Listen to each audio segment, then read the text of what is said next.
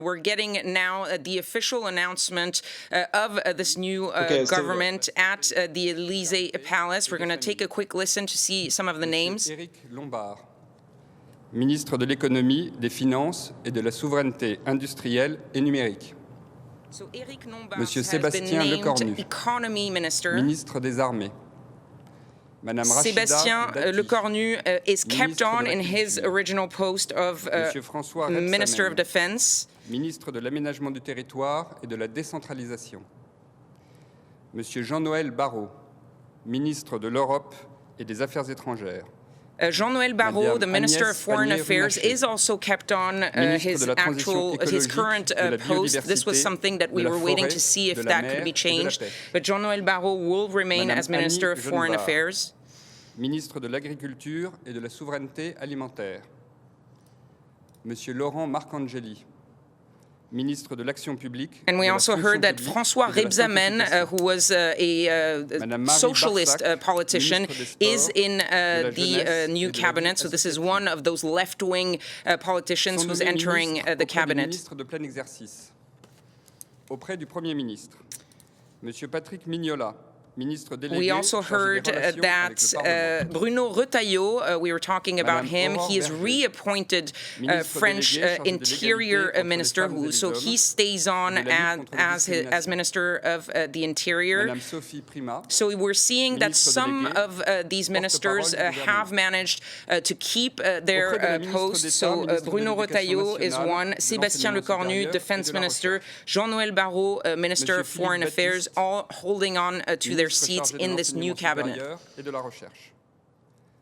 Auprès du ministre d'État, ministre de l'Intérieur, Monsieur François-Noël Buffet. Auprès de la ministre du Travail, de la Santé, de la Solidarité et des Familles. The Élysée is now announcing some of the deputy ministers that are completing this new French cabinet, but we're also hearing now that Gérald Darmanin, who is a right-wing politician, is now going to be the new Minister of Justice. And to break all of this down for you, as I gave you some of the first big names in this new cabinet, we're going to cross back now to Antonia Kerrigan, who is standing by outside the Élysée Palace. Antonia, give us a little bit some of those first big names in this new cabinet and what they mean for François Bayrou's government. Well, one of the ones that jumps out at you the most in that list of names is Gérald Darmanin, Minister of Justice. Of course, he'd very recently left the building behind me where he was Minister of the Interior under the Attal government and the previous government, and now he is coming back as Minister for Justice. He, of course, is considered pretty much the furthest right you can be within the presidential coalition, within that centrist presidential camp. So that is something that the left will not be impressed by. He is, of course, will be working in close collaboration with the Interior Minister. Justice and Interior Affairs, of course, go hand in hand, and the Interior Minister also staying on. Bruno Retailleau, another one, this time from the Republican Party, with very much a reputation for hardline stances on immigration and law and order. So it's looking like François Bayrou's government is aiming right. Now, there are, of course, some names from the left in there. Excuse me, Rebsamen, former Minister of Work under Hollande, was part of this socialist camp in the days of François Hollande. But of course, since then, he is now part of a separate party. He wasn't part of the new Popular Front this summer. He is technically, philosophically speaking, a left-wing individual, but he doesn't represent the institutional French left. So that is perhaps the gesture that is being made towards this idea of a national unity government. It remains to be seen how the ensemble of the French Parliament reacts to all these nominations, and if it is something that can command a majority, including votes from the left, that will no doubt be needed. And as you were saying, and as we're getting those names, obviously we're seeing some left-wing names, but as you rightly mentioned, they are not from the traditional or the institutional current left-wing coalition, if you will. But to double down on what you were saying about the sort of veering to the right with some of the names that you mentioned. Clearly, these 10 days of negotiations, they tried going left, but in the end, it seems that the slight tilt to the right was the one that prevailed, that François Bayrou feels is going to keep him in the prime minister's spot longer than the last government?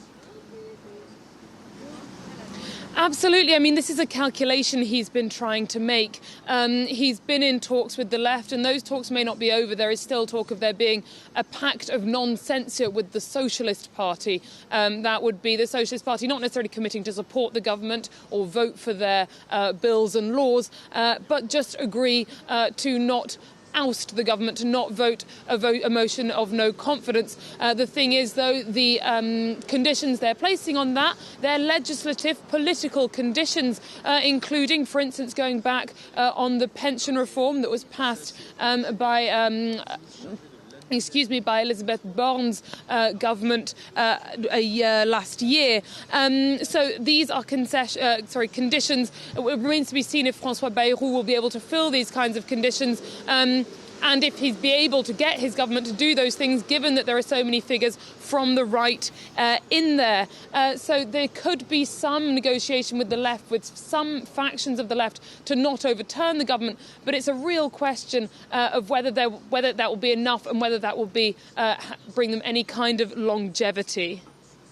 Antonia Kerrigan, thank you so much for your reporting right outside of that Élysée Palace, just as we're getting this announcement of the new cabinet, the new government of France has now been named. Let's cross back over to our guest, Philippe Moreau-Chevrolet, professor of political communication at Sciences Po and senior partner at Iconic. Your first thoughts with some of these names that have been put out now.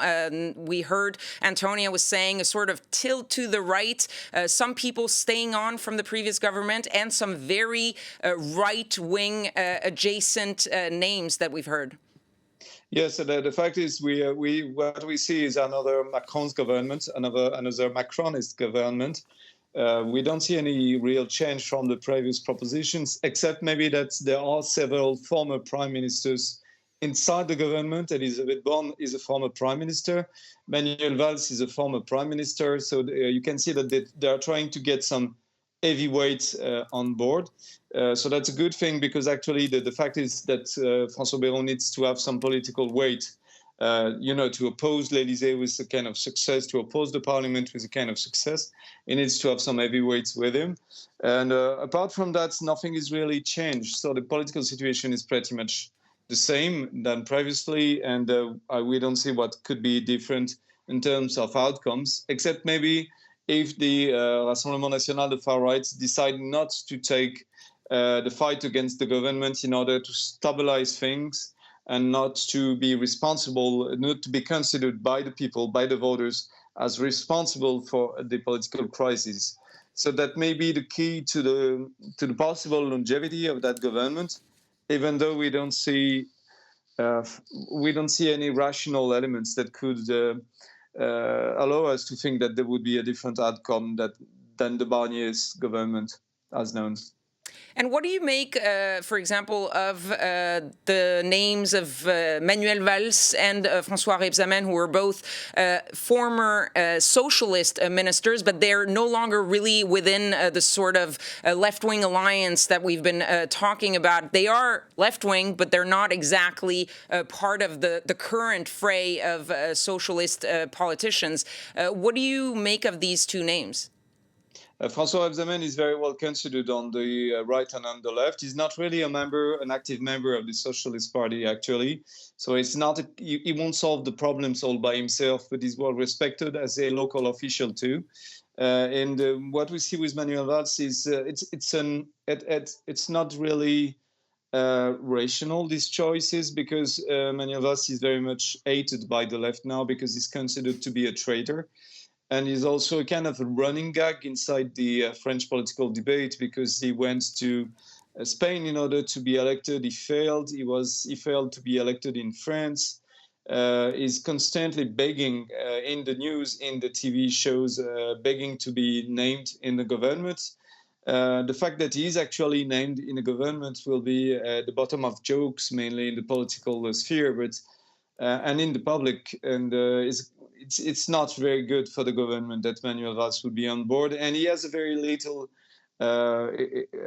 job to do. I mean, he must be disciplined and try to gain some credibility again, so it won't be very useful also.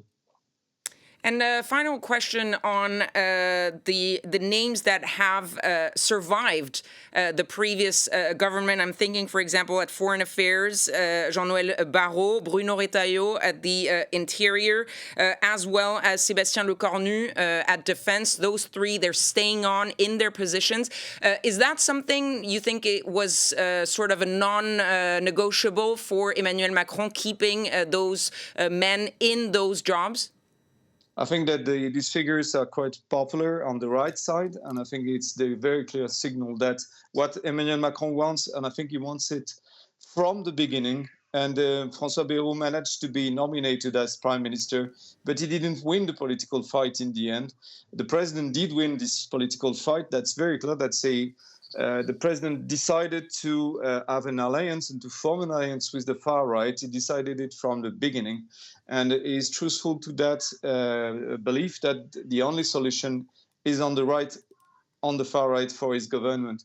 François Bayrou did manage to be elected prime minister, to be nominated as a prime minister, but he did lose the political battle. The president has won, Élysée has won, and this government, like the previous one, will be seeking an alliance with the right and the far right. We will see if it succeeds this time. Philippe Moreau-Chevrolet, thank you so much for your analysis. We're going to be taking a very quick break, and we'll be back at the top of the hour with more analysis on this big news here in France. A new government has been named. François Bayrou has a cabinet.